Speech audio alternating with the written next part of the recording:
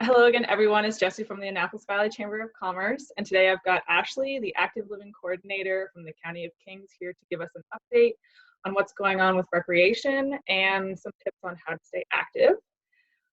So Ashley, there have been a lot of changes take place over the last few weeks. So what does work look like for you now? And with all the changes in place, how has the community been responding? So members of our recreation team have all been working from home, but overall our mandate has remained the same of providing recreation opportunities for community members. Our focus has now shifted though, so to provide those opportunities at home as opposed to community-based programming. The other thing that we've been working on is planning for future events as well, so looking forward to coming out of this. Right, perfect. Yeah, it's a good time to do some planning, I suppose, hey? Yeah. Yeah. So my next question is, what has been your biggest challenge so far? So probably our biggest challenge is finding innovative ways to reach those that we might not have typically reached, but also then, like I said, changing that focus to having that home-based programming as well. So we're so used to bringing people together, but now going to the people in a virtual way versus that face-to-face interaction has definitely been some of our challenges faced so Yeah, far. right, gotcha. Yeah. So aside from those challenges, what are some of the good things that have come out of this so far? Yeah, absolutely. So some of the good things that have come out of this is our community strength and desire to help one another. So community groups, recreation departments, and businesses are all working together to ensure that our communities are not only staying safe, but they're also having that time to connect together. So the current situation has focused us to look at recreation and the way that we do things a little bit differently to try and support people, but that's been able to bring all of the recreation departments in the valley together to try and develop a central location that people can go to find different activities, resources, etc., Oh, for to get ideas and to help remain active and engaged in their communities as well. okay, right. That's perfect. Nice. Okay, so last thing, I've seen the signs up around the parks and the trails and such. So you've been doing a great job informing people to stay away from those areas. But is there anything else that the community can do for you, or is there anything else that you'd like to, or you're able to share with us? For instance, tips on how to stay active while being, cooped up at home type thing. Yeah, of course. So as you mentioned, all municipally owned parks, playgrounds, and trails are closed right now, with the exception of the Harvest Moon Trail. But with the Harvest Moon Trail, because there's different owners throughout it, we recommend that you connect with your local municipality to see if their section of the trail is opened.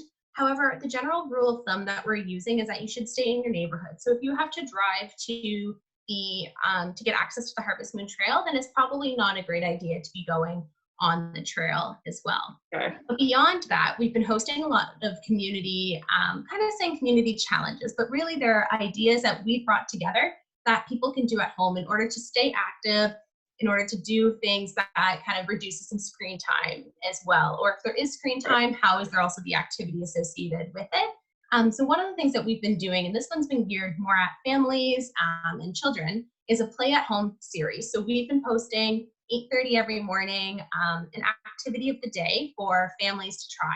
And all of these activities, they either are no equipment or equipment that you would already have laying around the house, or they can be swapped really easily. So for example, some of it is painter's tape or masking tape on the floor to make a hopscotch court if you can't go outside, or maybe you don't have sidewalk chalk at home. So we're trying to think of some of those fun things that people can do.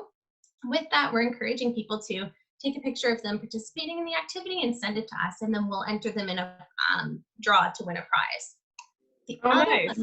yeah, the other one that we Fun. have is a list of 21 ideas, and this is more so geared towards adults that they can do at home. So we have a checklist up on our website, but also some links too to help with some of those ideas.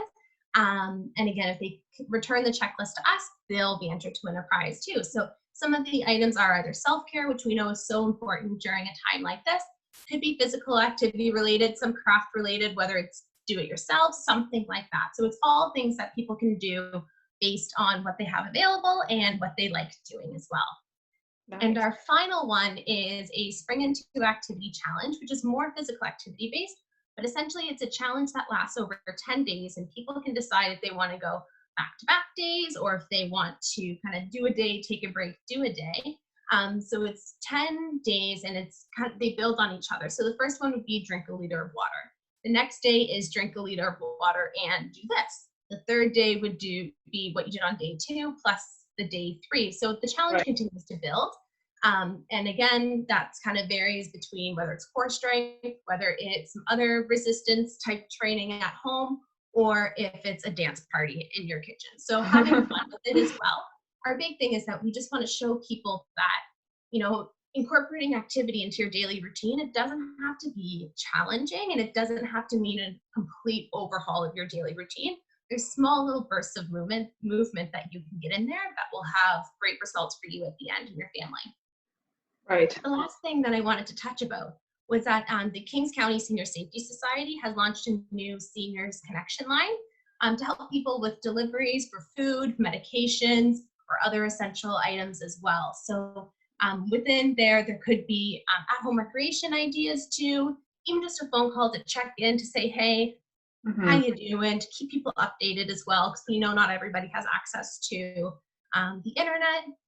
So there is a line available as well. That phone number is 902-670-0950, and that will help keep people connected through the Kings County Senior Safety Society. So we're really excited about that. And the final thing, we just wanted to thank communities for all that they're doing, for following the guidelines set by the province, and that if they have any questions on the municipality, they can go to our website, follow Kings Remo, or check with the provincial websites as well. Perfect. That's awesome.